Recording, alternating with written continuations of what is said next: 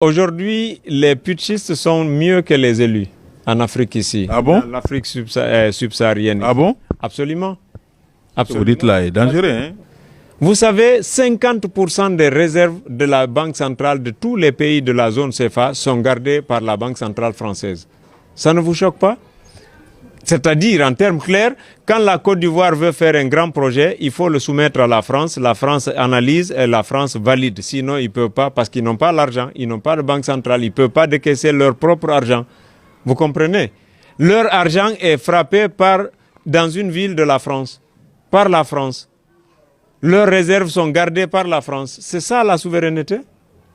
Si on renverse un président qui garde son pays dans cette situation-là, vous préférez que ce président reste et demeure à la tête d'un État africain que de voir un militaire venir changer ça et affranchir son pays de cette forme de ridicule d'infantilisation et d'exploitation? Chers panafricains et panafricaines, cette vidéo est l'une des meilleures vidéos sur la toile que j'ai jamais vue. S'il vous plaît, je vais vous demander tout simplement de partager largement cette vidéo. Et vous qui n'êtes pas abonnés, abonnez-vous. Nous allons décortiquer cette vidéo-là du début à la fin, s'il vous plaît. Suivez très bien. Elle est très importante pour toute l'Afrique, s'il vous plaît. À tout de suite. La présence du général Doumbouya au Sénégal pour assister à l'investiture de Diomaye Faye, beaucoup n'ont pas compris. Ils pensent qu'un putschiste n'avait pas sa place là-bas. Ben, j'ai suivi le journal d'Afrique de TV5. Le journaliste dit que le président guinéen a été plusieurs fois ovationné. Donc, j'étais très fier de constater que l'élite du Sénégal prend pour modèle l'élite de la Guinée. Il y a un nouvel ordre politique qui se dessine en Afrique. Aujourd'hui, les révolutions vont continuer jusqu'à ce que la France-Afrique prenne fin. Vous allez voir au Sénégal, les jeunes qui sont venus, ils vont commencer d'abord par enlever les bases françaises, ils vont encore s'attaquer à la monnaie, ils vont récupérer leur banque centrale pour que le Sénégal soit souverain. Et la Guinée a ça depuis son indépendance. Oui, mais, on a notre monnaie. Oui, mais sauf que quand vous parlez de la fin de la France-Afrique, sauf que parmi les putschistes en Afrique de l'Ouest, on ne peut pas me dire que celui de la Guinée, quand même, n'est pas en odeur de sainteté avec l'ancienne puissance coloniale. Non, vous savez, aujourd'hui, les putschistes sont mieux que les élus en Afrique ici. Ah bon? Dans l'Afrique subsaharienne. Ah bon? Absolument. Vous dites là est dangereux, hein? Je l'assume. Vous savez, Lamine, j'assume tous mes propos. Aujourd'hui, qu'est-ce que nous voulons en Afrique ici? Quand vous voyez le Mali avait perdu plus de 60% du contrôle de son territoire. C'est les putschistes aujourd'hui, ils ont récupéré Kidal, ils ont récupéré Tombouctou. Quand vous demandez au peuple malien, vous préférez l'élu qui vous fait perdre votre souveraineté ou le putschiste qui vous donne votre dignité? Si vous, Lamine, on vous pose la question, la réponse, vous la savez, c'est vous préférez celui qui vous donne votre dignité. Merci infiniment pour cette première partie, l'intervention de cette première partie. Le monsieur, il a bien parlé, je suis tout à fait d'accord avec lui, tout ce qu'il dit, mais il y a quelques points que je ne suis pas d'accord. Je vais m'expliquer. Pour le Mali, pour le Burkina, pour le Niger, je suis tout à fait d'accord avec lui. Que ces militaires-là se lèvent pour libérer leur pays. Parce que c'est le terrorisme qui est là dans leur pays. Leurs populations se font massacrer tout le temps par ces terroristes. Qui c'est qui a créé ce terrorisme, si ce n'est pas la France? Pour pouvoir sucer ces pays-là, les pays africains. Si ces militaires se lèvent pour libérer leur pays, je serai tout à fait d'accord avec ces militaires-là. Il n'y a pas de problème. Mais en ce qui concerne de la Guinée-Conakry, le colonel Mamadi Doumbouya est venu le 5 septembre au pouvoir. Depuis l'avènement du 5 septembre au pouvoir, il y a de cela 2 ans, ils vont faire, il leur reste 7 mois pour avoir 3 ans au pouvoir en Guinée. Au mois de décembre, ils doivent libérer ce fauteuil. Mes frères et sœurs, moi je suis guinéen d'origine, de père et de mère. Je suis guinéen d'origine. Je ne suis pas d'accord avec lui pour le cas de la Guinée. Déjà, la France dont il parle là, la France dont ce monsieur est en train de parler, que la France, l'Afrique doit être libre. L'Afrique doit quitter dans la main de la France.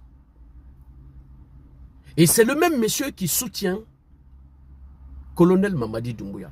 Alors il comprend parfaitement bien que colonel Mamadi Doumbouya, lui-même, il est français. Ça c'est un. Colonel Mamadi Doumbouya, il est français. Sa première femme, elle est française. Française, blanche, 2. Et 3, colonel Mamadi Doumbouya est légionnaire français. Il est légionnaire français. Il a été formé en France. Ce coup en Guinée aujourd'hui, ce coup d'État en Guinée aujourd'hui a été soutenu par la France. C'est ces vérités-là qu'il faut dire au monde entier. Colonel Mamadi est venu. Il est au pouvoir aujourd'hui, c'est pour la France. Il ne faut pas mélanger le cas, la Guinée avec ses trois autres pays patriotes. Le Burkina, le Mali et le Niger. Ils sont incomparables. Il ne faut pas les mélanger. C'est ça la vérité, mes frères. C'est ça la vérité. Depuis l'avènement du 5 septembre, l'arrivée de colonel Mamadi Doumbouya au pouvoir, on nous a dit que c'était pour la refondation de l'État. Si c'était la refondation de l'État, si c'est pour la refondation de l'État, depuis qu'ils sont venus, qu'est-ce qu'on a vu? Ça va faire presque 3 ans là. Qu'est-ce qu'on a vu en Guinée? La Guinée ne fait que reculer. La Guinée ne fait que reculer. Frères et sœurs,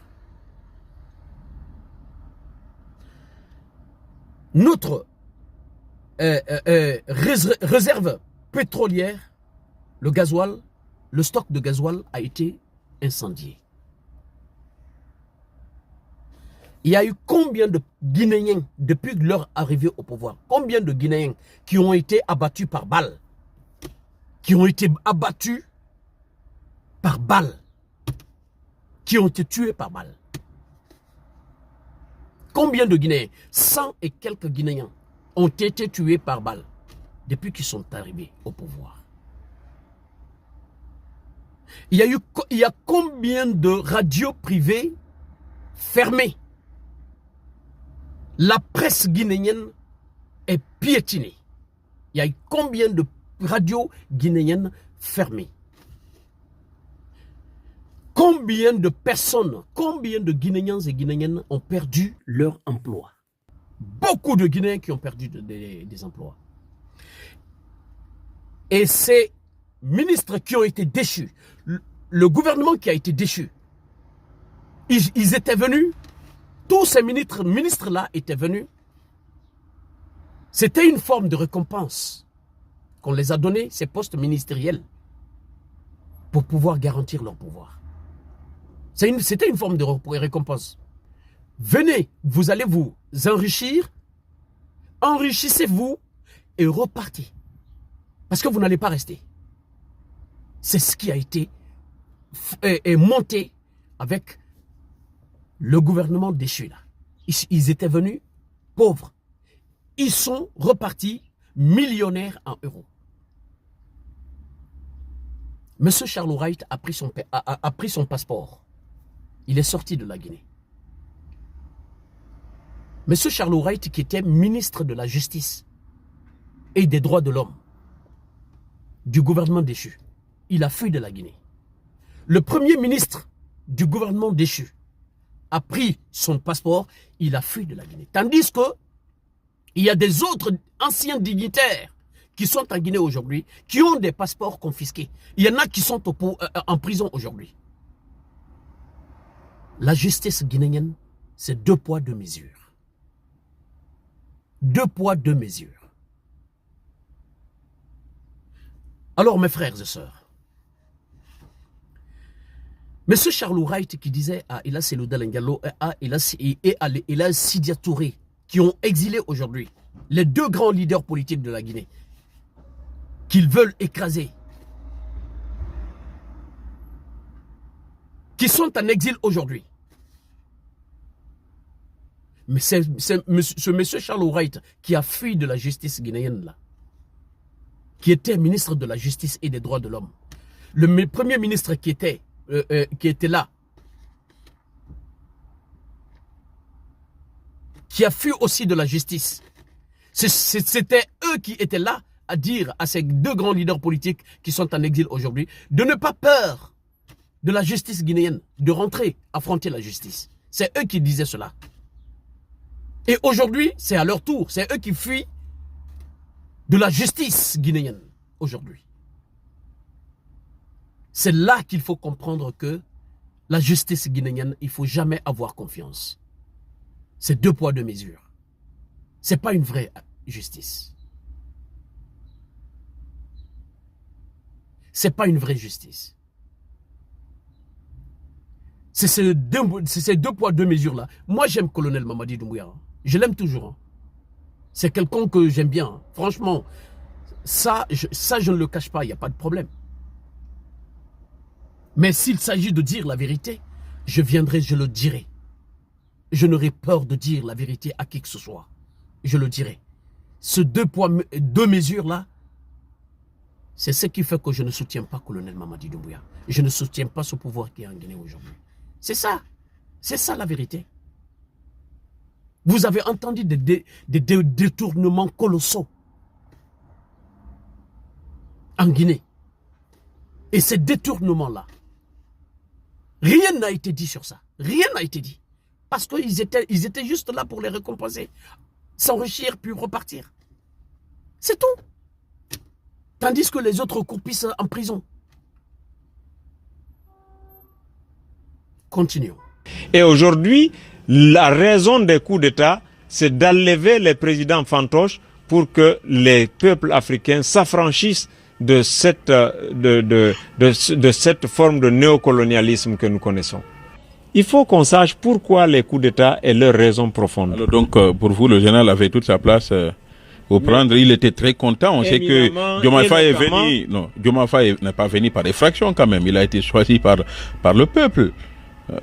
On sait que le général a fait le procès de la démocratie et c'est lui-même qui va à Dakar pour poser auprès du nouveau président démocratiquement élu. Est-ce qu'il n'y a pas un paradoxe? Non, il n'y a pas un paradoxe. Demandez aux Français.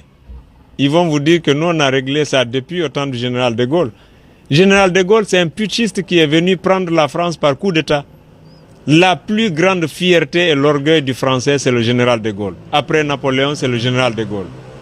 Il a honte de son putschiste. On ne devait pas avoir honte de notre putschiste. Le monsieur nous parle du général de Gaulle, que la plus grande fierté et l'orgueil des Français, que c'est général de Gaulle après Napoléon. Que général de Gaulle, le putschiste, est venu par un coup d'État prendre son pays. Ça veut dire qu'il a émergé la France. Mais il a oublié que le temps du général de Gaulle n'est pas égal à ce temps. C'est diamétralement opposé, c'est des temps diamétralement opposés. Le temps du général de Gaulle, c'était un temps de la raison du plus fort. Il n'y avait pas de démocratie. Tu pouvais te lever aujourd'hui, aller t'attaquer à un pays voisin. Juste, c'était une guerre de terrain. Il n'y avait pas de loi en fait, presque pas de loi. C'est-à-dire, je peux venir, c'était des massacres et des massacres. Il fallait y avoir un président comme ça pour pouvoir sauvegarder l'intégrité de ton pays. Ce temps-là était comme ça. Le temps de Hitler, c'était des massacres et des massacres, mes frères. Mais le temps dont nous vivons aujourd'hui, là, c'est un temps de démocratie. On a fini de voter ces lois-là. Je suis tout à fait d'accord avec lui pour ces 3 pays, Burkina, Mali et le Niger. Ces militaires doivent rester longtemps à la tête de leur État pour pouvoir protéger leurs intérêts, pour pouvoir protéger leur territoire. Parce que l'ennemi est fort. Il faut un homme fort au pouvoir pour pouvoir vaincre l'ennemi. Je suis tout à fait d'accord. Mais en Guinée, il n'y a pas de terrorisme. Il n'y a pas de terrorisme. Il y a la paix en Guinée. Nous avons demandé notre indépendance depuis le 2 octobre 58. Nous sommes libres, nous avons notre monnaie. Colonel Mamadi Doumbouya ne peut pas venir au pouvoir et rester. Il ne peut pas rester. Il ne peut pas rester. Merci pour votre aimable attention. Merci de partager largement cette vidéo. Vive l'Afrique.